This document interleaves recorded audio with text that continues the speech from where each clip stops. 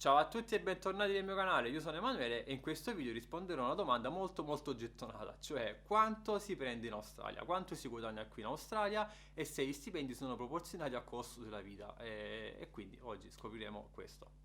Allora, la paga minima in Australia, qualunque lavoro voi facciate in Australia, che sia dal lavapiatti a qualsiasi cosa, non potete prendere meno di 20 dollari ad ora. Se andate in un ristorante e non sapete l'inglese, non sapete fare nulla e trovate solo come lavapiatti, sappiate che se lavorate per 7 ore come lavapiatti prenderete 20 dollari ad ora. E questa è la situazione peggiore che vi può capitare in Australia ed è comunque non è male. Ma se siete semplicemente dei camerieri con un inglese che è buono, sappiate che comunque se andate a lavorare come cameriere qui in Australia non lavorate per meno di 23 dollari ad ora, perché comunque 20 dollari ad ora qui non li prende nessuno, perché anche se la minima comunque il cameriere diciamo più scarso prende 23 dollari ad ora.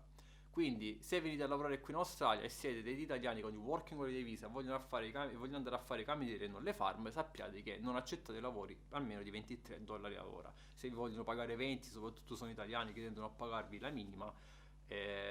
voi cercate altro e immediatamente, non perdete tempo. Detto questo, cerchiamo un po' di fare ordine. Il mio canale parla a un pubblico italiano, cioè agli italiani che vogliono venire qui in Australia, sono semplicemente curiosi e capire, diciamo, quello che possono fare. Che io vi parlo degli stipendi australiani,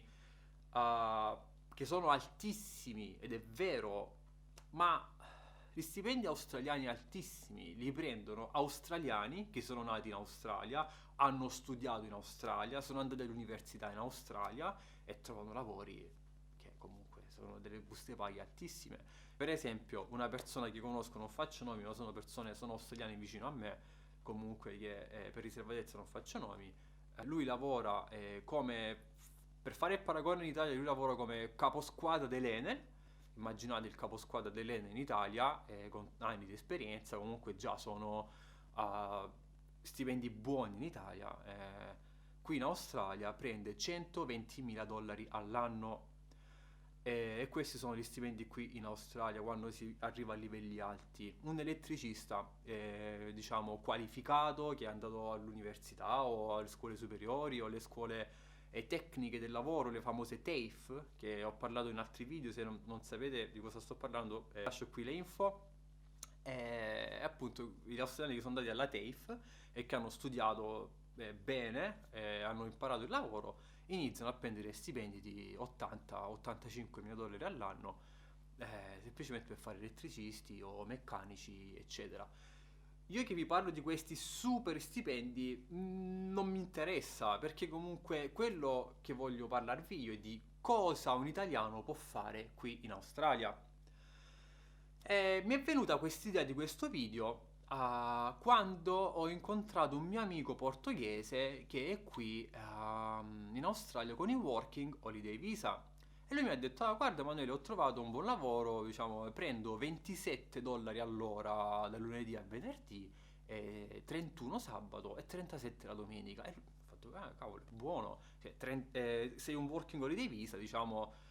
non sei a livello dell'australiano dei residenti, a livello di vista, ma comunque è ottimo." Quindi mi è venuta l'idea di questo video perché può esservi utile. Perché, come ripeto, che vi dico che il mio amico australiano che dato all'università è un elettricista professionista e sa morte e miracoli di quel mondo e che va a prendere 120.000 dollari all'anno, esclusa la superannuation, che sono altri 7.000 dollari, saranno lo stipendio che prende lui.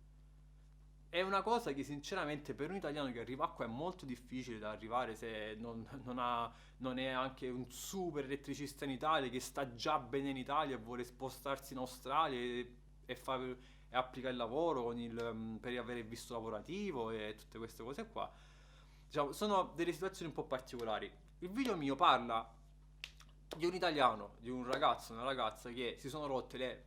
di stare in Italia e dico: voglio andare in Australia, cosa posso fare? E quello che vi sto per dire oggi è una cosa che potrebbe accadere anche a voi. Questo mio amico, dopo aver fatto il cameriere in un buon ristorante qui a Perth, si è cercando un po' di lavori, si è ritrovato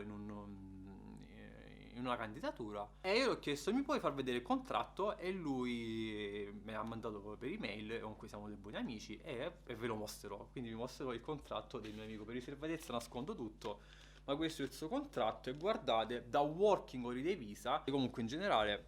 che diciamo qual è la paga che riesce a raggiungere, aspetta faccio lo zoom. Questa è la base, ma comunque quando vai al lavoro automaticamente da lunedì, venerdì prende 26,49 a ora, 31,79 il sabato e 37 la domenica.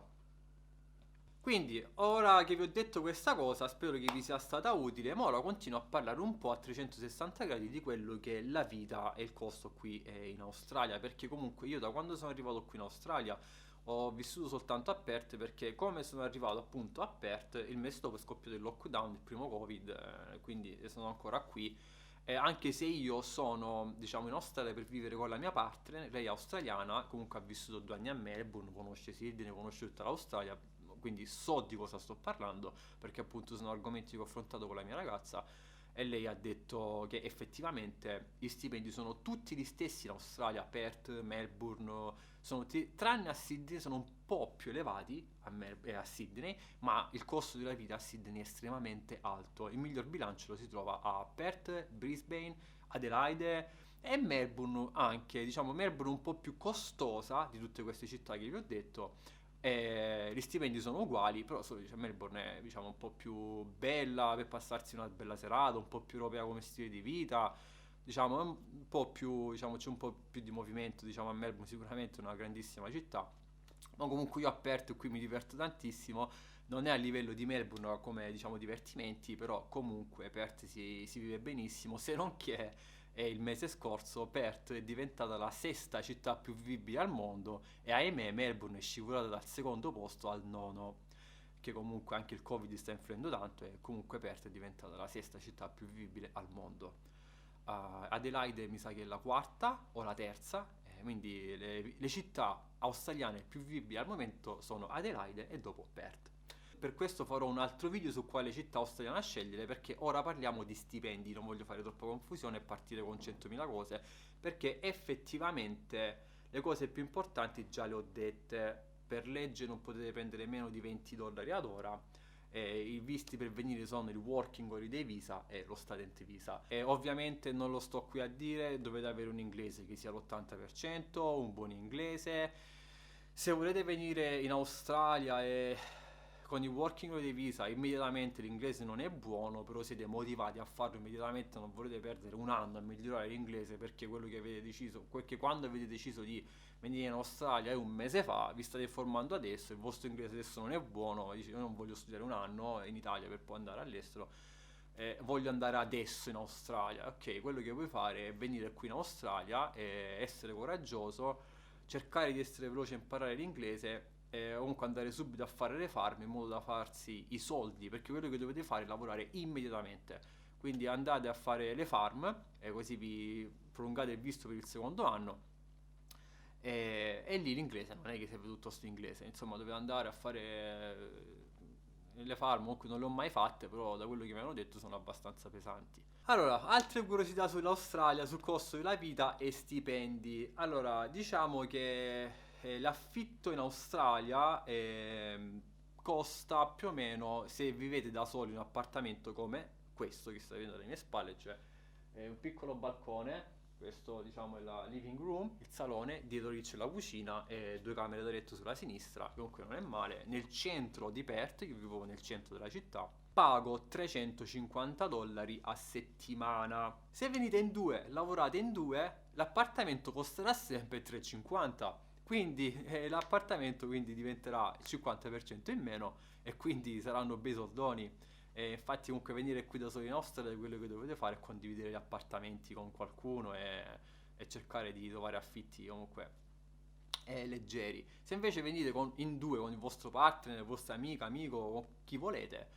sappiate che dividere un appartamento in due in Australia, una volta preso un contratto